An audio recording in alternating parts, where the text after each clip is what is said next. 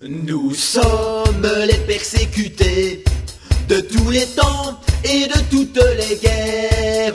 Toujours nous fûmes exploités par les tyrans et leurs cerbères. Mais nous ne voulons plus fléchir. Ce film parlera de comment nous utilisons la bureaucratie comme outil pour nous débarrasser des indésirables. Il y a maintenant plus de 10 ans que la politique de tolérance zéro envers les sans-abri a été renforcée.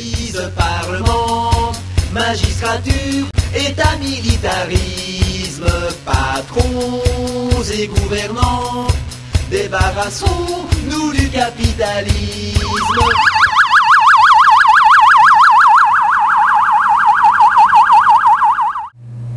Dans ma vie dans la rue, j'ai accumulé plus de 15 000 $ en tickets, à cause de mon mode de vie.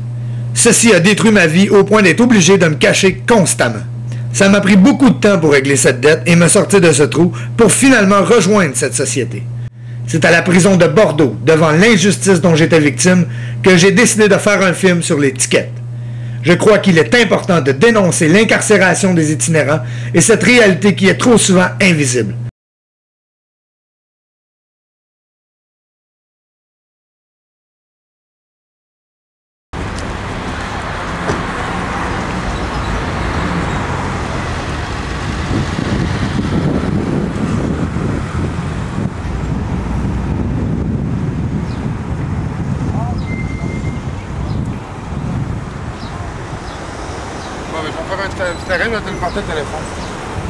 La loi sur les chiens dans le parc Berry, on a visité directement les itinérants parce qu'on voit souvent monsieur, madame, tout le monde promener leurs animaux dans le parc Berry, mais eux ne reçoivent aucune contravention, tandis que les populations itinérantes, eux, les reçoivent. J'imagine que ça s'adressait surtout à un individu qui a plusieurs chiens, puis on sait de qui on parle. On sait les deux de qui on parle, hein? Ben, c'est ça. C'est que... Donc, vous êtes en train de me dire que la ville a passé une loi pour un individu. Ben, c'est une loi de district, en fait, je vous dirais. Hein? Moi, mon nom, c'est Mario. Je suis un gars de la rue. Ça fait une dizaine d'années que je suis dans la rue, que je vis en marginal. Mais avant ça, j'ai fait de la route pendant quelques années aussi, comme peut-être à la Jack Kerouac un peu, là, on the road, ça bombe sur le pouce. Là. Ça peut être des étiquettes de flânage, de gêner la circulation, si tu as des chiens, ça peut être les médailles de chien ou le chien qui n'est pas en laisse. Ça peut être craché à terre, à la limite. Dans des situations où est-ce que il y a des policiers alentour qui, justement, cherchent des excuses, puis je ne serais même pas mon boche de cigarette à terre. Donc, c'est leur arme principale contre à peu près tout le monde qui dérange sans rien faire d'illégal. OK. Dans ce dossier-là, là, toute la paperasse concernant à peu près une quarantaine d'étiquettes. Parce qu'on ne peut pas ici. Toi, tu ne peux pas ici. Vous autres qui êtes habillés en bleu, vous ne voulez pas ici. Mais ça, non, ça, c'est pas vrai. C'est quoi le règlement? Ça, c'est pas vrai. Dis-moi le règlement. Manipuler les statistiques. C'est quoi le règlement? J'ai pas le droit d'être ici.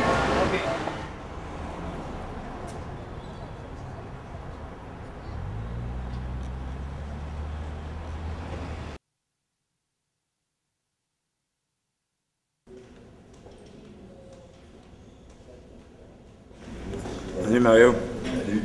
Qu'est-ce qui se passe un matin? On passe en cours un matin. Oh.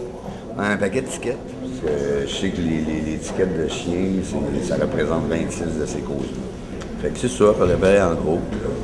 En fait, c'est le premier d'une série de contestations, probablement, parce que disons que ça fait depuis le printemps que j'avais des dates de cours, qu'on s'en est retrouvé finalement à tout remettre ces dates-là, puis rassembler plus de dossiers autour des mêmes dates. Là, c'est le gros paquet ce matin. Ouais, t'as une méchante line-up.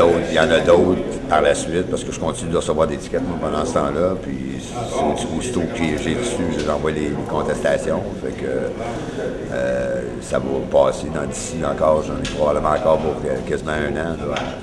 Continuer à passer encore pour régler les affaires là-même. Bon, moi, je pense qu'il faudrait rentrer puis voir nos affaires un petit peu à l'intérieur. Pas de trouble, je te laisse aller, je te laisse faire tes affaires.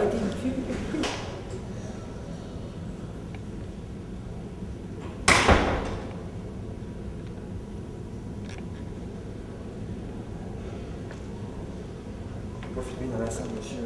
Homme bien lunetté, bien casqué, bien bouclier, bien grenadé, bien soldé, d'où nous sommes mis à crier. À bas l'État policier, à bas l'État policier, à bas l'État policier. Les sans-abri reçoivent des milliers de contraventions et ne peuvent les payer. Les places où ils dorment sont maintenant réglementées et leurs chiens ne sont plus admis dans les parcs. Salut Dan. Salut Roach. Je peux te demander pourquoi tu es ici aujourd'hui. Je sais que tu es allé à la conférence sur la pauvreté ici à Montréal, que tu avais fait un beau discours. J'aimerais juste un peu avoir ton opinion sur ce qui se passe ici puis la répression dans le Ben là, c'est de la répression grave. Là, puis comme d'habitude, les gens comme là, aussi le maire de la Bonté, mais ça se passe dans bien des situations, évoquent tout le temps notre sécurité pour mettre les gens de rue dehors de la rue. Mais dehors de la rue, tu vois où, quoi?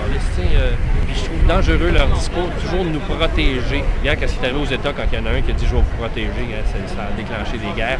Les intervenants qui essayent de les aider, ils ne trouvent plus, on retrouve des morts. Mais je veux dire, si mon fils était dans la marge, je l'aiderais, je ne le calerais pas. Pourquoi est-ce qu'on ne le fait pas avec nos autres fils, avec le restant de notre famille? C'est notre famille, ceux qui sont dans la rue, c'est notre gang, c'est notre famille, c'est nos cousins, il faut s'en rappeler de ça. La seule alternative, c'est on sait qu'il y a des problèmes de cohabitation. Là. Quand il dit qu'il y a des plaintes, attention, il n'y a pas d'agression, il n'y a pas de monstruosité. Il dit qu'il y a du gang de rue au Corée-Vigée. Tu as déjà vu du gang de rue au Corée-Vigée? Même le chef de police dit qu'il ne l'a pas là. Il y a vraiment rien qui se parle entre eux autres. Tu sais. La réponse de Montréal à l'itinérance est la judiciarisation.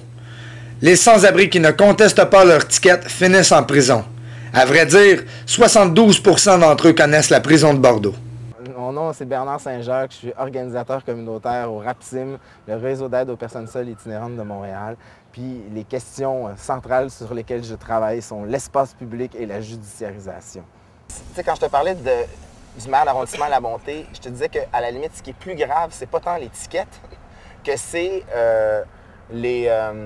l'effet, les dangers que ça cause sur les préjugés et sur le discours dégueulasse, rétrograde qu'utilise un maire à l'endroit d'une population marginalisée de sa ville. C'est insensé, c'est ridicule.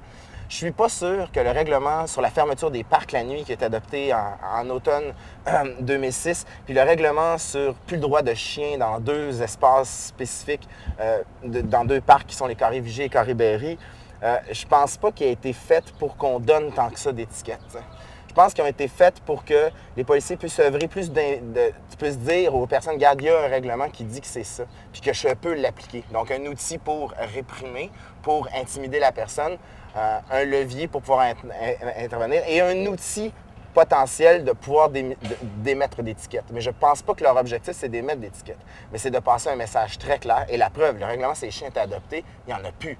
Il n'y a plus de points avec des chiens au Corée-Vigée, puis ça, puis on ne les trouve plus, les personnes en plus. Fait que l'effet a été instantané. Très bon job, parce que ça devait être ça leur objectif. Puis c'est ça qui est le plus grave. Corée-Vigée, Corée-Berry, c'est des spots où les marginaux se tiennent depuis des décennies. Fermer ces espaces-là, c'est dire vous n'avez pas le droit d'être là.